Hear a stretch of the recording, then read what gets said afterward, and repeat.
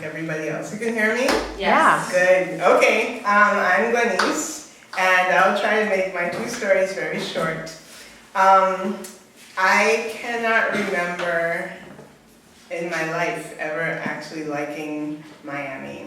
I don't like Miami to this day. Lots of not so nice stories about Miami, but I was a sophomore in college. I went to school in Minnesota.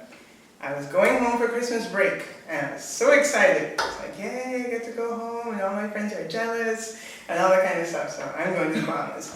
It's a relatively long ride, because you typically wake up at around 3 a.m., and you probably reach Nassau around 6 in the evening. And so it was a Sunday, and I was ready to go home. I reached Miami, and I said, okay, it's just a layover.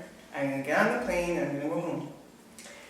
And I'm sitting there at the gate, and I hear, I don't know, usually when you hear passenger so-and-so, do you ever hear the name? No. How is it that when they call you, you hear your name? Passenger Johnson, report to the gate. Passenger Johnson. I said, what? It's me? Okay. So I got up and I went to the desk, and the nice guy behind there said, you know, we overbooked our flight. Would you mind giving up your seat and letting somebody, a family of, I think it was 2 people, go home for Christmas ahead of you? I said, okay. He said, don't worry, we're going to take care of your phone calls. I told him, I have to call my mom. I had $12 in my pocket.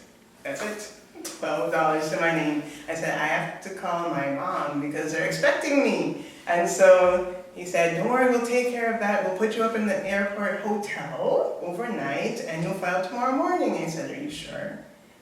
Juan Torres, that was his name. He said, yeah, I'm sure. So I said, okay. So I got my stuff. They showed me to the hotel, and I hated it, of course. But I said, okay, it's just a couple hours, do what you have to do, go to sleep, that's fine. So I tried to, I had to call my mom. I have to call my parents. So I saw the phone. I said, okay, I'm picking up, I'm calling home. Nobody's answering because it's Sunday and they're in church. Okay, so I have to call my parents. They're going to drive to the airport because they want to see me. And so I said, okay, I'm going to have to get the phone number of the church. So I ended up calling New York City. I ended up calling somebody else in the Bahamas. I probably called around to 5 different places before I finally got my parents. And so they said, oh, well, you should have called us later. Okay, fine, whatever. I went to bed. I woke up at 7. I thought, oh, this is a nice trip to the front. And so I grabbed my luggage and I went down to the front desk, and the lady said, that will be $99. I said, what? They told me they were going to take care of my phone charges, and they're like, no, I don't understand. And she said, okay, who did you deal with? I said, his name is Juan Torres. So she said, you need to go to the counter, you need to speak to this person immediately, and then come back.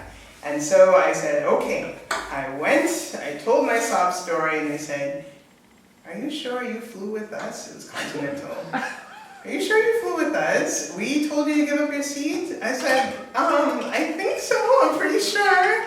And he's like, did you come in on Continental? No, I'm coming in United. Go to United Desk. So I went to United Desk, and they said, no, it would have been Continental. You need to go back to the Continental Desk. And I said, okay, fine, I'll go back to the Continental Desk. 45 minutes of back and forth. I don't know what to do. I feel like a criminal. The guy said, here's a voucher for $50. Go home. I did. And that's the end of that story. I still don't know. The second story actually predates the first one. I was in college. It was my freshman year, and it was my very first spring break. All of my friends were going on these wonderful trips around the world, alternative spring break. We're going to help on Guatemala, Mexico, China, all these other places. I thought, what am I doing? Nothing. I have to do something, but I don't have any money. So my roommate, who was quite a flower child at the time, said, you know what? You should go to New York City. I thought, I should. How am I going to get to New York City, Natalie? Take the bus. It's like, brilliant. It's cheap, and you're a student, you get a discount. So I said, okay, that's great. This is Minnesota in March. And so it's 4 degrees outside, probably 5 a.m. No, it was in the evening, 6 p.m. It was cold. I was in a larger city, but it was not huge. And so I had to make an hour-and-a-half journey on that bus to the larger metro area. And from there, I started my journey out, not knowing how long it would take me to get to New York City, not knowing who on earth, how many bus transfers I had to go through. I was going by the seat of my pants, man. I was 18. This was my first taste of real freedom. I was like, I'll do whatever I want. It was rough. R-O-U-G-H. Oh my gosh. The journey, it took a day and a half to get there. And it was, like I said, it was cold. And I didn't realize that the bus was that dirty. The bus is dirty. The bus is dirty, the seats are dirty, the windows are dirty because the snow covered in dirt is still sitting on them. And many people are also very dirty, and they happen to be sitting right next to you. So I thought, okay, great, we're going to make this first major stop Chicago. I thought, oh, okay, this is Chi-Town. I like this. Skyscrapers, big buses, the L train. I get to see it from a bus seat, but that's okay because I'm traveling and I'm free for the first time in my life. This trip was instrumental for me because it was the first time I really, truly encountered the United States for what it was and realized, you know what, people are people, no matter what they look like, no matter what they come from, no matter what they smell like, no matter what their background is. I had a 4-hour layover in Chicago, and I met a young man who now I think he had some kind of mental disorder, but he had this wonderful Kermit the Frog, and he put him on his shoulders and walked around and was blissfully talking to everybody. Everybody. Yes, and so some people got annoyed by him, but I thought, you know what, he's an okay guy. One lady told me, you know what, I think that's a weird man right there. She then proceeded to demonstrate how her box of glass, she had a box of water, pretty much. She says, silver dissolved in water, it's curing cancer, and we are going to distribute it nationwide. I got to sit on the bus with her all the way from Chicago to Cleveland, where she proceeded to bring out a book about New Age and tell me how she was going to marry the man on the cover, although she never met him. Right. So I was pretty happy when she got off. And then from there we proceeded to drive from Cleveland to Pennsylvania.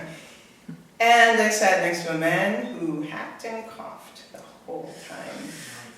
Yes, it was rough, it's rough. Yes, and so middle of nowhere, Pennsylvania, 3 a.m., I thought, dear God, I need to sleep. Please, I need to sleep. And we stopped at this rest stop in the middle of the mountains, dead of night, couldn't see Jack. And all of a sudden, there were 2 buses driving, together, I don't know why. And a couple, I think they were a Greek couple came off and got on the bus, and this very handsome man came off and also got on our bus. I thought, wow, can you let him sit next to me? And he did.